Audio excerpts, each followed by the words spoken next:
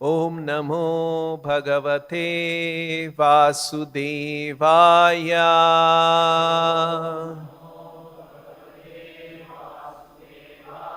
Reading from Srimad Bhagavatam, Canto 5, Chapter 6, text number 9. Yasya kilanucharitam upakarnya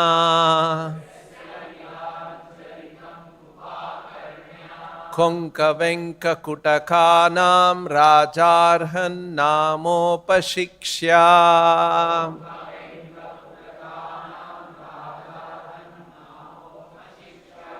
Kalav adharma utkrishyamane bhavitavyena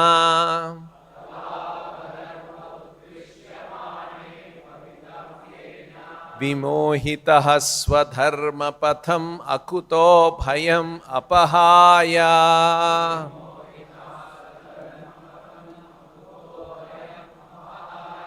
Kupata pakandam asamanjasam Nija manishaya mandaha sampravartayishyate.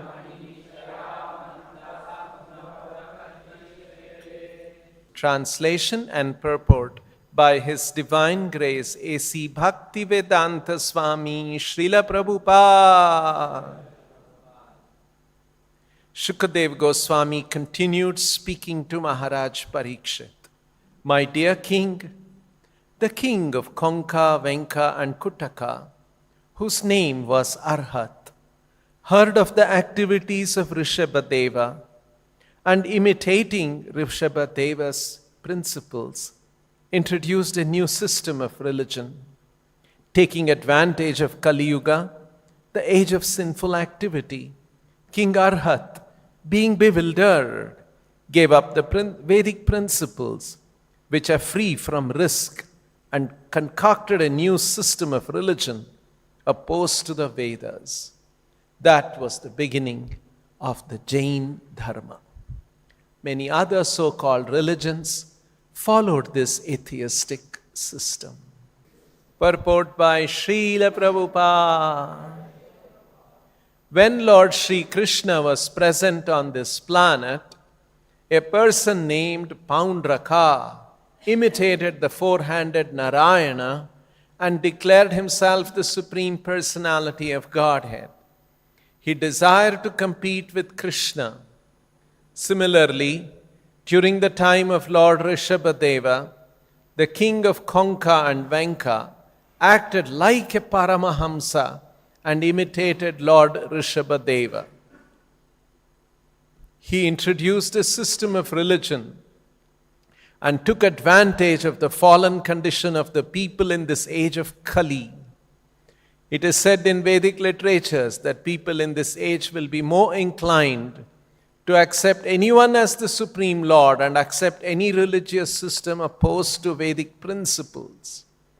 The people in this age are described as mandaha sumanda matayaha. Generally, they have no spiritual culture, and therefore they are very fallen. Due to this, they will accept any religious system.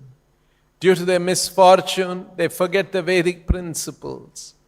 Following non-Vedic principles in this age, they think themselves the Supreme Lord and thus spread the cult of atheism all over the world. Thus ends the Bhaktivedanta purport. So in this chapter called The Activities of Lord Rishabhadeva, we are seeing, in the previous verse we saw how Lord Rishabhadeva ended his pastimes. And it was a very powerful narration here in the Bhagavatam, how he was traveling different places and came to the place, passed through the land of Konka, Venka and Kutaka, and there he was in a forest, and there was a forest fire, and he was burnt in the forest fire, although he was not burnt because he had a spiritual body. Spirit cannot be burnt. And in today's verse, we are seeing Yasya khila anucharitam upakarnya. Anucharitam, his pastimes. Yasya khila anucharitam upakarnya. Upakarnya, he heard. Who? Konka Venka Kutakanam Raja, a king of that place. He was known as Arhan. Arhat Nama, king known as Arhat. Nama Upashikshya, and then imitating the activities of Lord Rishabhadeva, Kalau adharma utkrishyamane bhavitavyena, knowing that the Kali Yuga is unfolding and adharma utkarshana is going to happen. There is an increase of irreligious activities. Adharme utkrishyamane bhavitavyena is about to happen. Vimohitaha, being bewildered. Swadharma patham akuto bhayam apahaya, gave up the path of dharma, swadharma patham, which is akuta bhayam, which is free from all kinds of fearful danger. Kutaha means where. Kutaha bhayam means where fear. Akuto bhayam means where is the fear? No fear at all, fearless. So, the path of Vedic literatures is supposed to create fearlessness. But apahaya, he gave up that. And kupatha. Kupatha means a wrong path, a wrong road, a wrong direction. Pakandam, an impostor. The wrong path of atheism. Asamanjasa, not in line with Vedic literatures. Nija manishaya, with his own intelligence, his own thinking. Mandaha, most foolish. Sampravartayishyate, will introduce. It's a prophetic statement. Srimad Bhagavatam is making a statement that this will happen in future.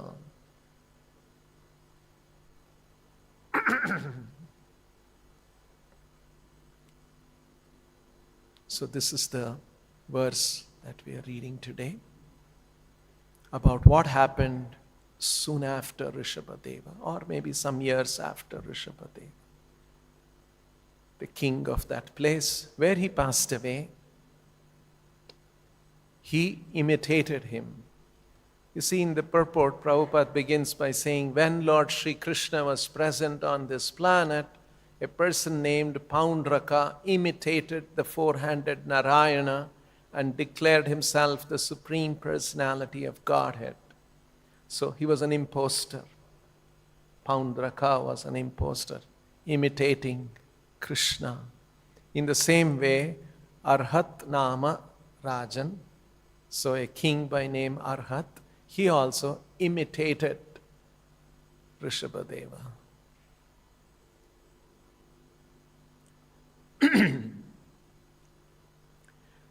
So, here Prabhupada has translated Yasya Kilanu Charitam Anucharitam. He imitated Upakarnya, heard, and Upashiksha, Arhat Nama, Rajarhan Nama Upashiksha, he imitated. He imitated what? The pastimes of Rishabhadeva as a paramahamsa above all regulative varnashrama principles. So, Rishabhadeva, Supreme Personality of Godhead himself, an incarnation, playing the role of a paramahamsa. Paramahamsa means the most elevated stage of spiritual development. And in that state, one is above regulative principles of varnashrama. But King Arhat, he's imitating Rishabhadeva. He's not really in that state. He's not really on that same platform. But he is imitating that.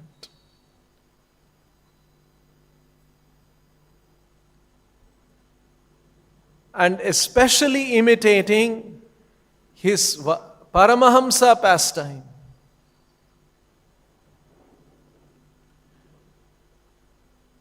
So what happens?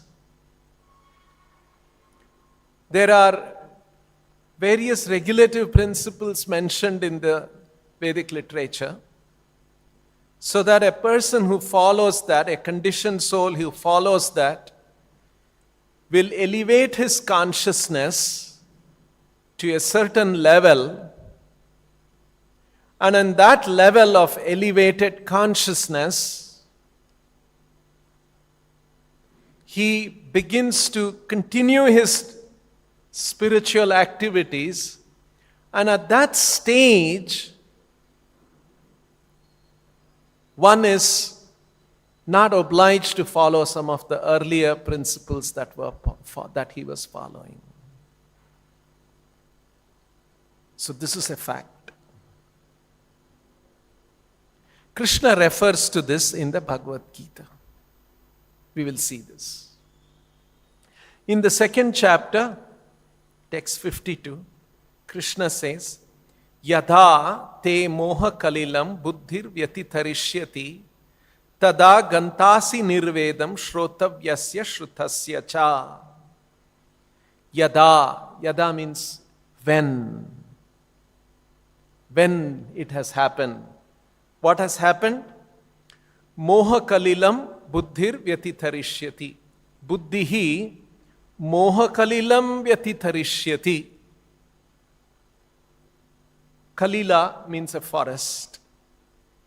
Moha Kalila means a forest of illusion. And Vyatitharishyati has passed over, crossed over. What has passed over? When one's buddhi. Buddhi means intelligence, it means consciousness, it means an understanding.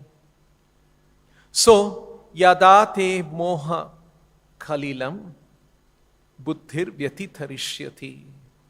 When one's intelligence has crossed beyond the forest of illusion. So this is an advanced stage. Usually what's happening to us? We are thickly absorbed in the forest of illusion. So that's the state of a conditioned soul. We are thinking we are the body. We are thinking we must enjoy with the body. We are thinking that we must bring honor, name, fame for this body. And when people appreciate that with name and fame and respect, we feel very gratified. But actually this is just an illusion. Everything will be gone with time. So many big kings and emperors were there. And when they came out of their palace, there was great entourage following them. People respected them so much. All such things have happened in every part of the world. Different dynasties, different emperors. But with time, everybody is gone. I don't know if you remember, I read one story. It was in some newspaper, news magazine. There was a picture of a fort somewhere in Europe.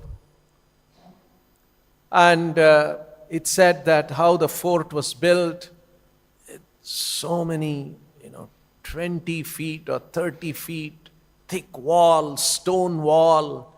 And then inside that fort, there was a palace and the king lived there. And then it described that how there were so many kings were attacking him.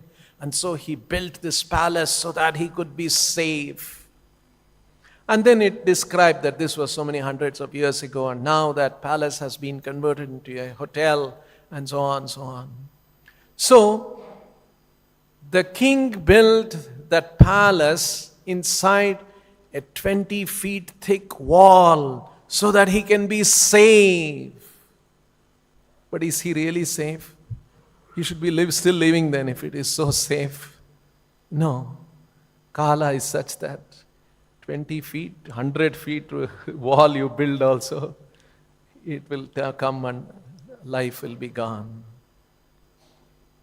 So, world has seen such powerful kings and emperors who made such elaborate arrangements to be safe, but none of them are safe. None of them were safe. Everything was gone. They had to die. So this is reality. That is why Krishna says,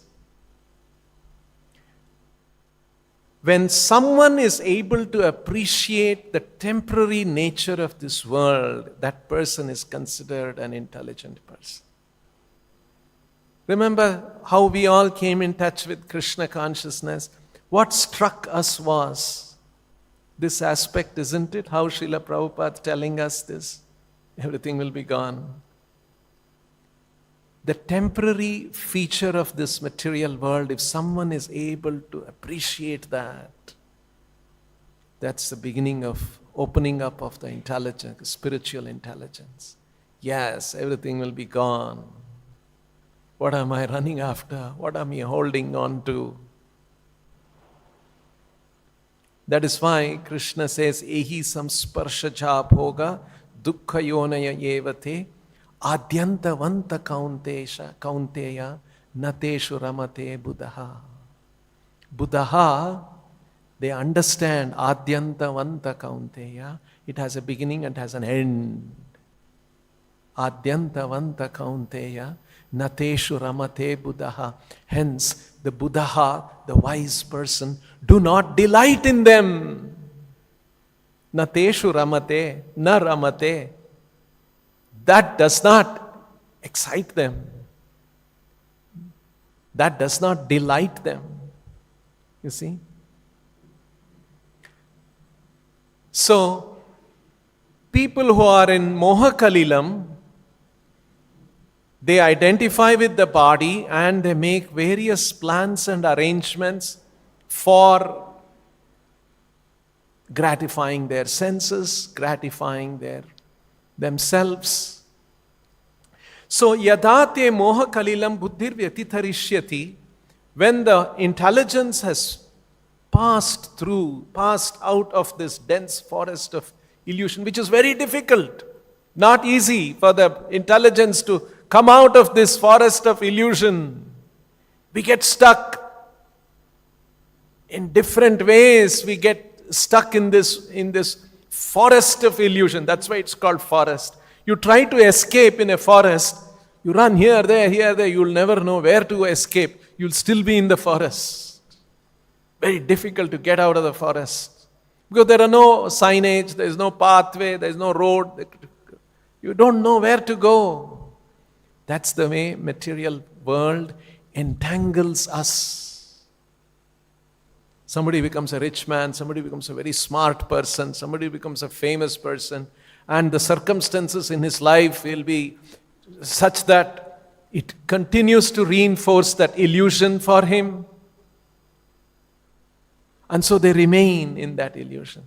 So if somebody has passed vyatitharishyati, tada gantasi nirvedam, Shrotavyasya shrutasya cha. Shrotavyasya shrutasya cha. Shrotavyasya, all that is to be heard. Shrutasya, all that has already been heard. Nirvedam, you become indifferent to it. So, you hear from the Vedic literatures many things and practice that, and then you come out of the illusion of forest of illusion, and at that time you can become indifferent to those earlier principles which were helping you to cross out of the forest of illusion. So in other words, Chaitanya Mahaprabhu says that there is a sadhana bhakti.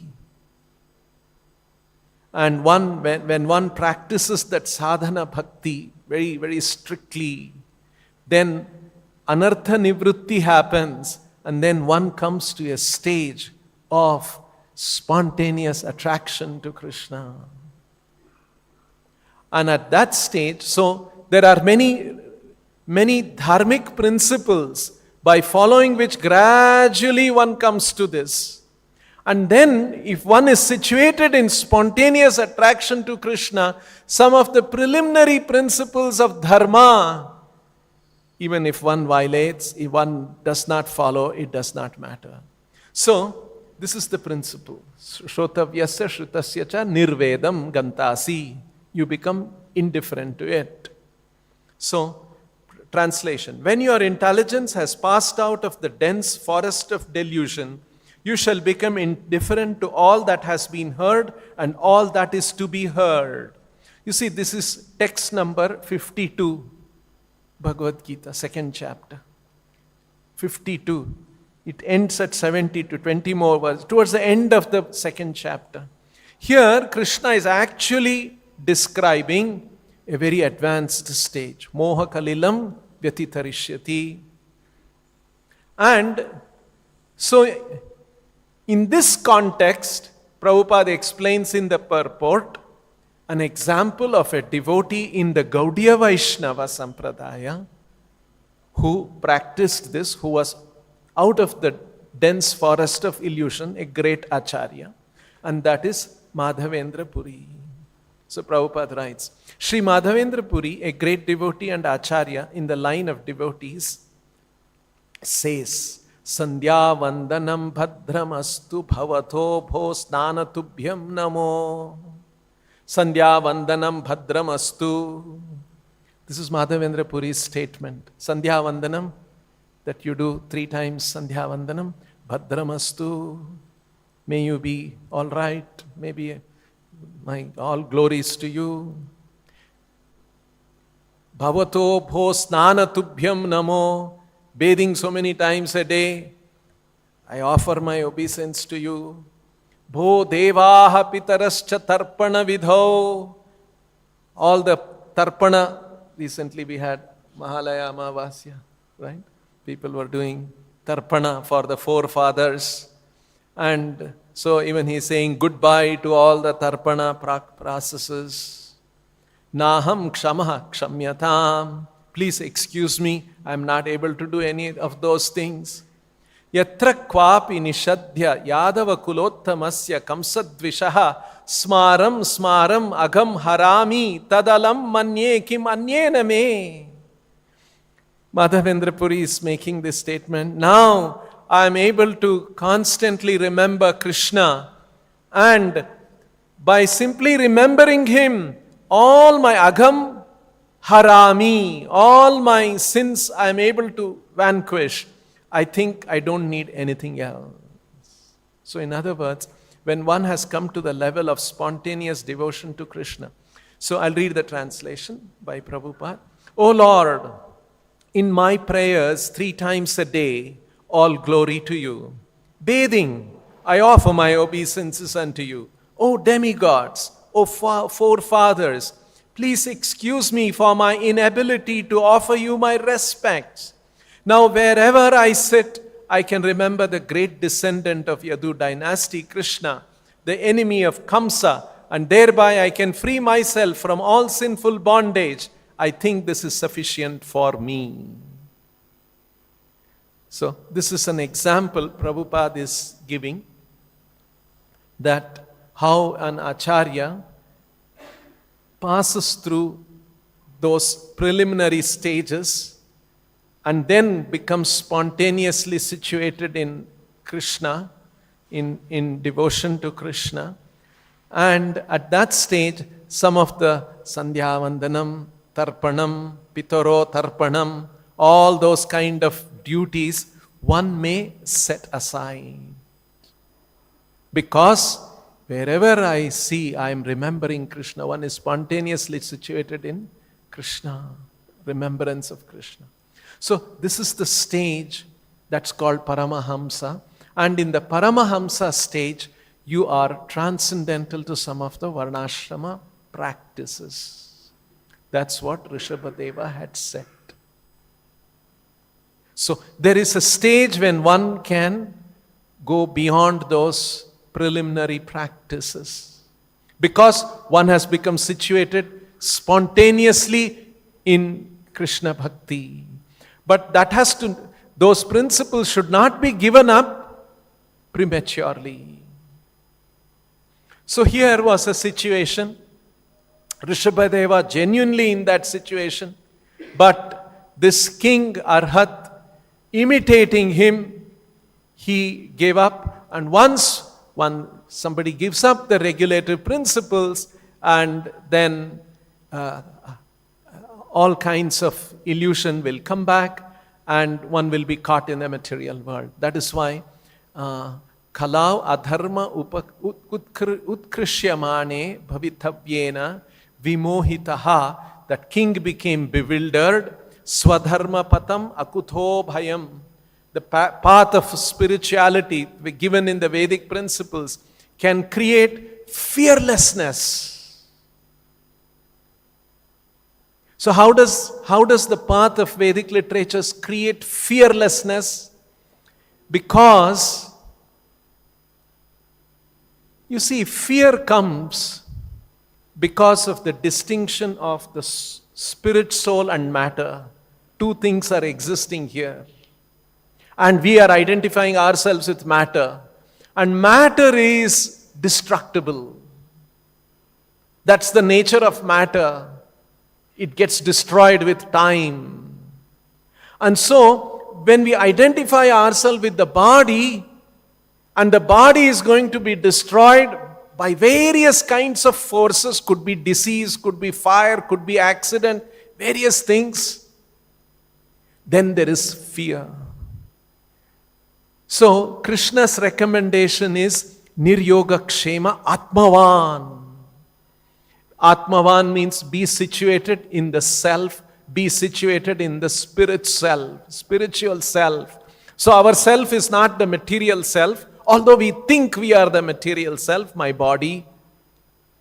We are actually spirit.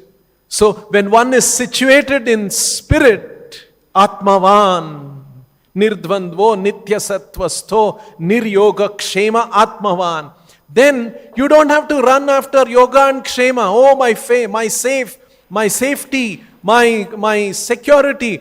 One will not run after those things. Niryoga kshema, indifferent to yoga and kshema, because Atmavan, I'm situated in the self. And when one is situated in the self, akuto bhaya, what fear is there? One is fearless. Nothing can happen to me. You see? So, to be situated spiritually, I am a spirit soul. Nothing can harm me. And I am servant of Krishna. I am connected to Krishna.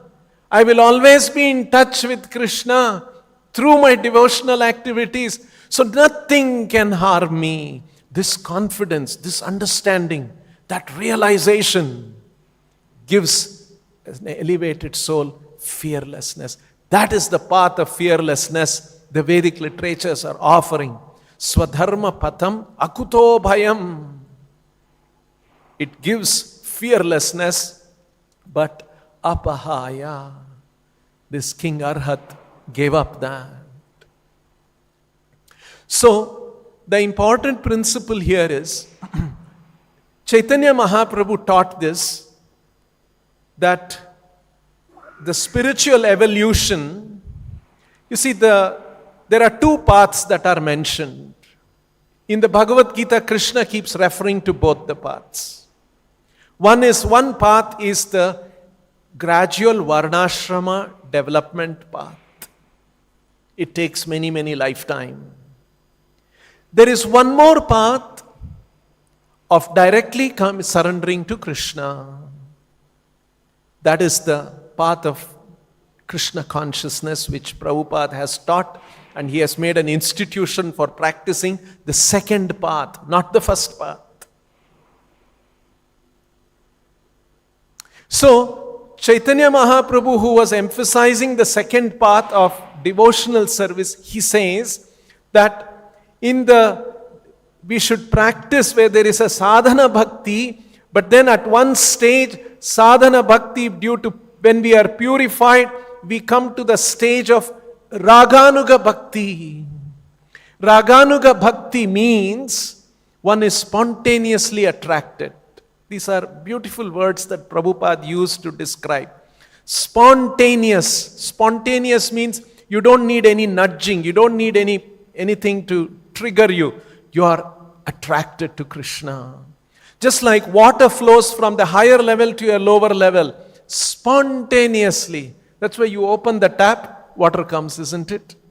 Because there's a tank up somewhere, and from there it flows due to gravity. When it is in the field of gravity, it flows. In the same way, when the soul is in the field of devotional service, an internal potency, the soul is drawn to Krishna. Spontaneously. Another example Prabhupada gives of spontaneous, so that we understand quickly, easily, from our world experience, is when there is a young boy in the presence of a young girl.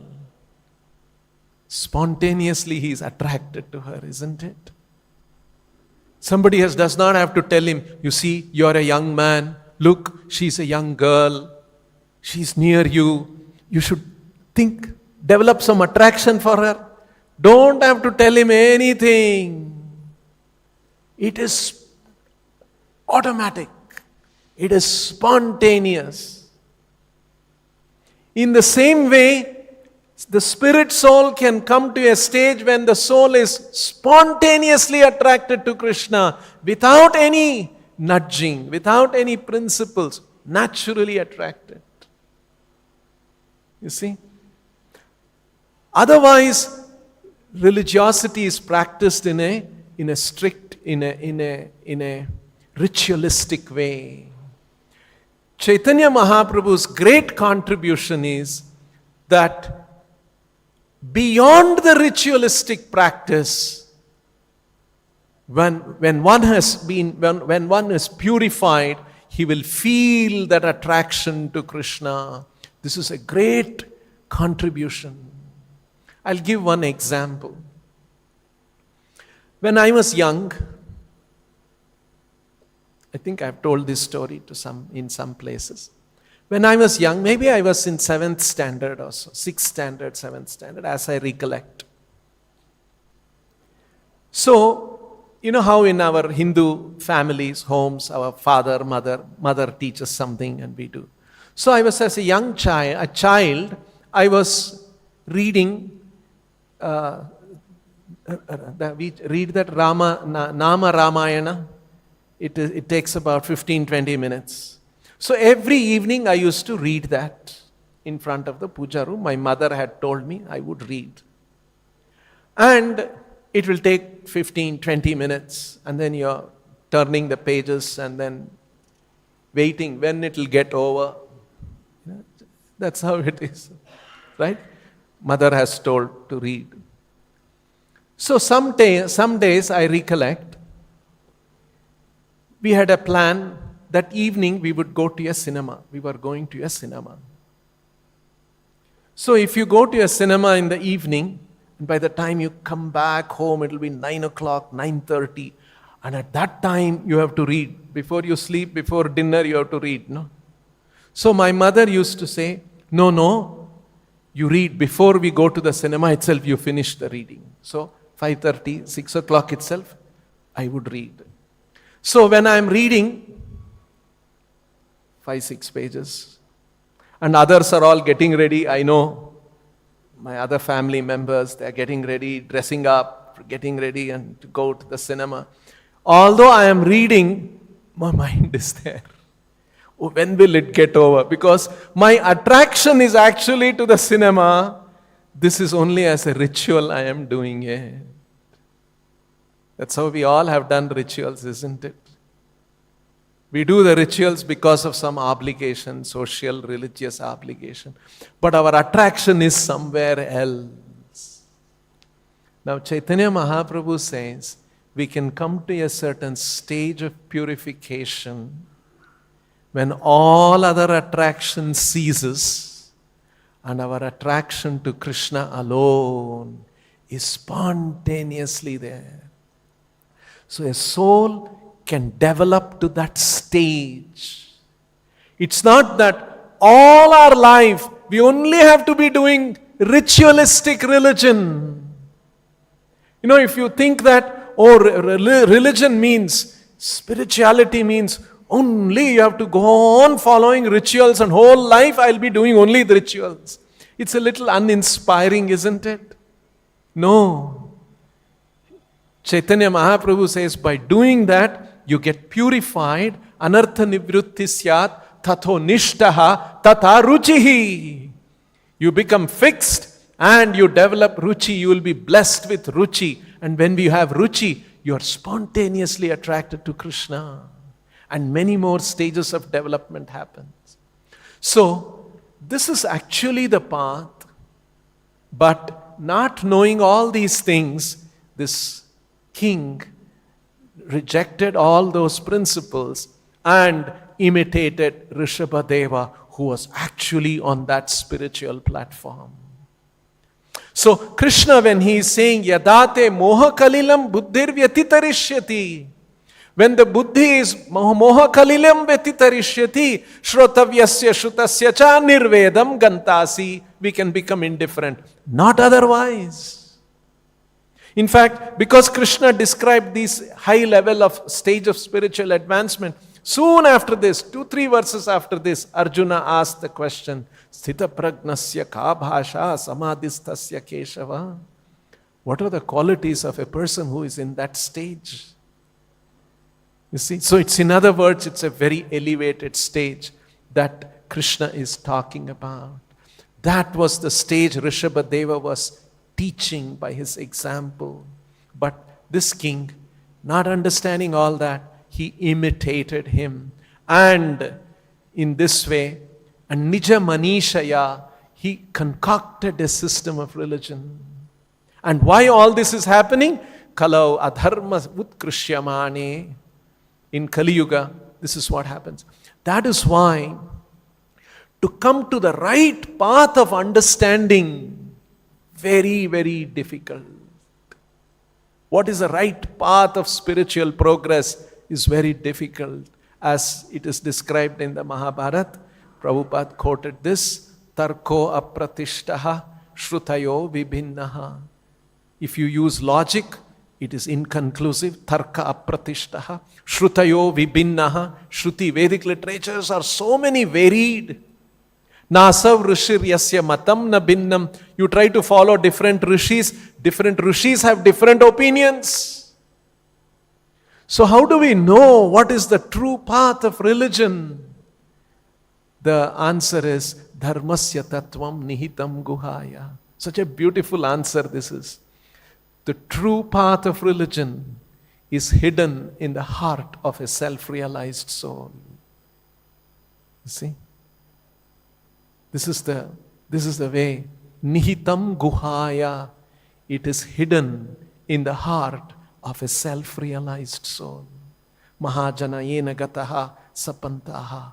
So, such great people, we have to follow in their footsteps. So you see, the Bhagavatam is actually preparing a reader to go through all these, through these examples. A very, very beautiful composition, what Vyasadeva has done. And that is why Srila Prabhupada put so much effort to translate these books and give this to human society. So this is all in preparation for us how to come to the right understanding, so that we can come to the point of understanding Krishna and his pastimes, which is going to come in the 10th canto. So Bhagavatam is a very beautiful creation of Vyasadeva, making us understand how all these stages exist and how somebody can make a mistake and go off. So how we have to strictly follow all this. And so Srimad Bhagavatam is telling about this. And then actually this is referring to the Jain Dharma. According to Jains, the first Tirthankara, they are recognized, they use the word Arhat. These are all Jain terminology. Arhat means Arihantaha is called an Arhat. Ari means enemy. Hanta means one who has conquered the enemies. So in Jain, they talk about conquering the enemy of lust, anger, all the illusion, all those kind of things. They're actually talking about it. Arhat. Arhat means somebody who is in a very elevated stage of spiritual development. But actually in Jainism, they don't accept God. They accept that there is a spiritually elevated person and those persons are actually worthy of worship. But is there a God? There is no God. You see how a deviation can happen? Innumerable ways of deviation can happen, and it has happened over thousands of years. So to be on the right path of understanding what is spirituality, what is the spiritual truth, is very rare. Although Krishna has spoken that, Vedaischa sarvair ahameva vedyaha. From all the Vedic literatures, I am to be known, Krishna is saying. Krishna is the goal. Bhaktyamam abhijanati yavan yaschasmi tattvataha. And you can know me in truth only by bhakti. These are all statements made by Krishna in the Gita. But still people miss these things. So you can see how it is.